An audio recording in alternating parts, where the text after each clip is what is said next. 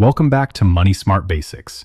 If you're in your 50s or early 60s and wondering whether retirement is slipping away, stay with me, because these next few minutes could change how you think about your final working years forever. Most people think retirement success was decided in their 30s and 40s. That is not always true.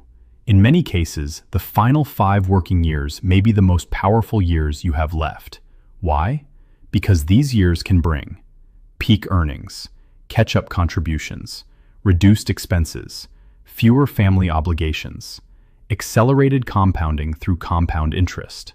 And yet, many people waste this window. Some coast. Some assume it's too late. Some simply keep doing what they've always done.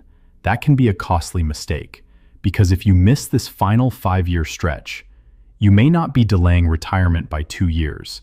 You may be delaying it by 10, and that changes everything. Imagine reaching age 65 and discovering you don't have enough. Now retirement becomes working longer, living smaller, or depending on others. That is not the retirement most people imagined, but there is another path, and it starts with understanding the power of the final 5 years. People misunderstand compounding. They think it works slowly forever, but that is not how it works. It often works quietly, then suddenly, like a snowball rolling downhill, small, then bigger, then powerful. That is the magic of compound interest. Suppose you have $300,000 invested, and you stop thinking of yourself as someone near retirement, and start thinking like someone in a 5-year sprint. Now you combine continued growth, higher contributions, catch-up savings, reduced expenses, better allocation, and suddenly, a major shift becomes possible. This is where your final working years can become recovery years, not decline years, recovery years. And that mindset matters, because mindset shapes behavior, and behavior shapes outcomes. Here's where the strategy begins.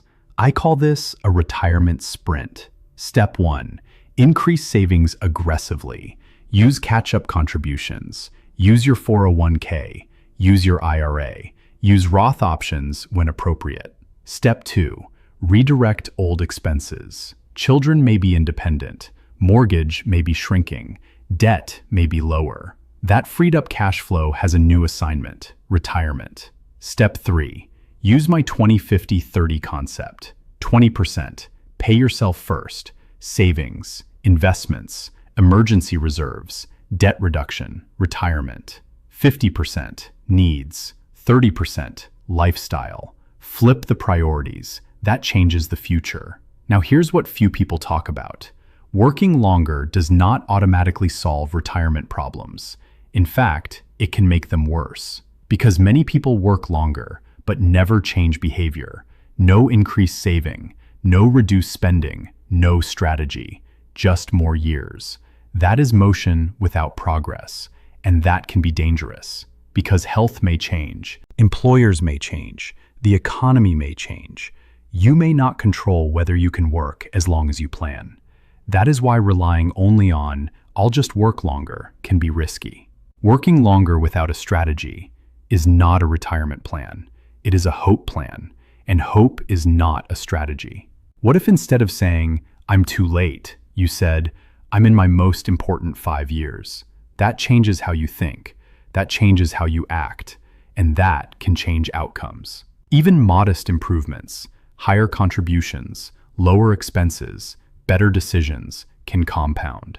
And small decisions repeated consistently can produce large results. The final 5 years can still become powerful years, not because of magic, but because of focused action. Remember, focus. Follow one course until successful. And luck. Laboring under correct knowledge. This is where those ideas meet retirement.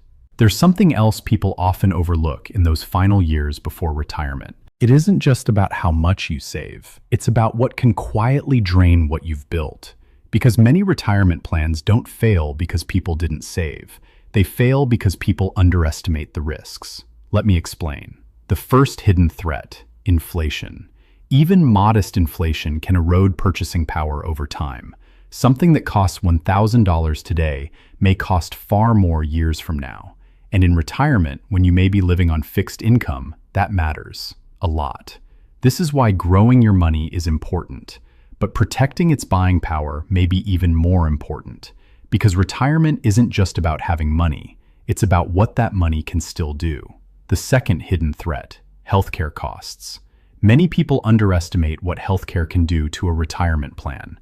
Premiums, co-pays, prescription costs, dental, vision, long-term care possibilities.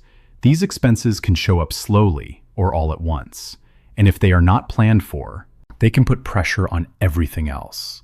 That's why many people use tools like health savings accounts as part of long-term planning, because preparing for healthcare isn't optional, it is part of retirement. The third hidden threat, taxes. And this one surprises many people. Some people think, I have $1 million saved. But if much of it is in pre-tax accounts, that may not all be theirs to spend. Taxes may take a bite, and that can change the income they thought they had. That's why understanding tax diversification matters. Some taxable, some tax deferred, some potentially tax-free. Because where your money sits matters, not just how much you have. And then there's a fourth risk, sequence risk. This is a big one. What happens if markets fall right when you begin retirement? That can be dangerous, because losses early in retirement can hurt more than losses later. Why? Because withdrawals during a downturn can shrink a portfolio faster. That's why the years leading up to retirement should not only be about accumulation, they should also be about preparing for distribution. Two very different things. And many people never make that shift. But here's the good news. Awareness gives you power. Because once you identify risks, you can prepare for them. And preparation changes outcomes. Now, let me give you a question. What if the goal is not just doubling your nest egg, but making your nest egg stronger? That is a different conversation. Because strength is not only about size, it's about resilience. Can your plan withstand inflation, taxes, healthcare shocks, market volatility? That's a stronger question. And in these final years, it may be the question that matters most. This is where I want you to think about stress testing your plan. Run scenarios. What if inflation stays higher? What if you retire 2 years earlier? What if Social Security is lower than expected? What if healthcare costs rise? What if markets correct?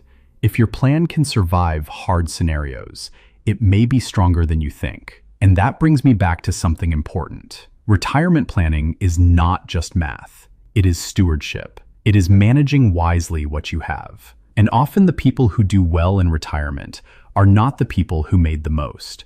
They are the people who planned the best. That should encourage you, because planning can start today, even now, even in your late 50s, even in your 60s, even if you feel behind. Progress is still possible. And remember this, small leaks sink big ships.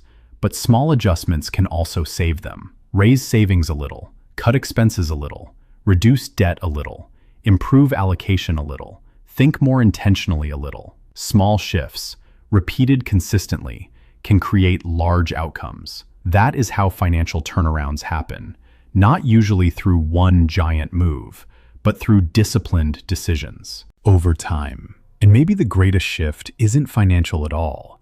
Maybe it is mental.